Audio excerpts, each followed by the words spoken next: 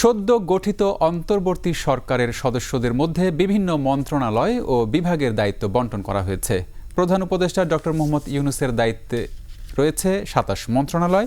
স্বরাষ্ট্র মন্ত্রণালয় অবসরপ্রাপ্ত brigadier general M Sakhawat Hossain আর বৈষম্য বিরোধী ছাত্র আন্দোলনের অন্যতম সমন্বয়কারী নাহিদ ইসলাম পেয়েছেন আইসিটি মন্ত্রণালয়। আরও জানাচ্ছেন প্রণব চক্রবর্তী। ছাত্র জনতার আন্দোলনের মুখে ৫ আগস্ট দেশ ছাড়েন শেখ হাসিনা। এরপরই দেশ পরিচালনার জন্য শুরু হয় অন্তর্বর্তী সরকারের গঠন প্রক্রিয়া। ৩ দিনের মাথায় নোবেলজয়ী ডক্টর মোহাম্মদ ইউনূসের নেতৃত্বে ১৪ সদস্যের অন্তর্বর্তী সরকার।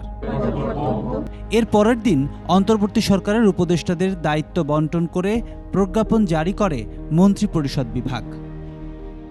এতে প্রধান উপদেষ্টা ডক্টর মোহাম্মদ ইউনূসের দায়িত্বে ২৭ মন্ত্রণালয়। এর মধ্যে রয়েছে মন্ত্রিপরিষদ বিভাগ, প্রতিরক্ষা, সশস্ত্র বাহিনী বিভাগ, শিক্ষা, সড়ক পরিবহন ও সেতু সহ তথ্য ও সম্প্রচার মন্ত্রণালয়। ডক্টর সালেউদ্দিন আহমেদকে দেয়া হয়েছে অর্থ ও পরিকল্পনা মন্ত্রণালয়ের দায়িত্ব। আইন, বিচার ও সংসদ বিষয়ক মন্ত্রণালয়ের দায়িত্বে ডক্টর আসিফ নজরুল। স্বরাষ্ট্র মন্ত্রণালয়ের দায়িত্বে অবসরপ্রাপ্ত brigadier general M Sakhawat Hossain. Adilur Rahman খানকে দেয়া হয়েছে শিল্প মন্ত্রণালয়, আর হাসান আরিফ পেয়েছেন স্থানীয় সরকার ও পল্লী উন্নয়ন। পররাষ্ট্র মন্ত্রণালয়ে তৌহিদ হোসেন আর পরিবেশ নিয়ে কাজ করা সৈয়দা রিজওয়ানা হাসানকেই দেয়া হয়েছে পরিবেশ ও বন মন্ত্রণালয়ে।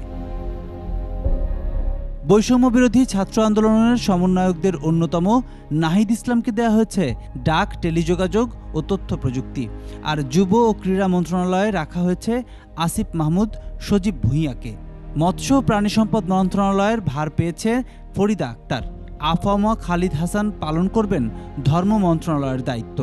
নূরজাহান বেগম স্বাস্থ্য মন্ত্রণালয় এবং সমাজ কল্যাণ মন্ত্রণালয়ের দায়িত্ব দেয়া হয়েছে শারমিন এস মুর্শিদকে। প্রণব চক্রবর্তী, ২১ টেলিভিশন, ঢাকা।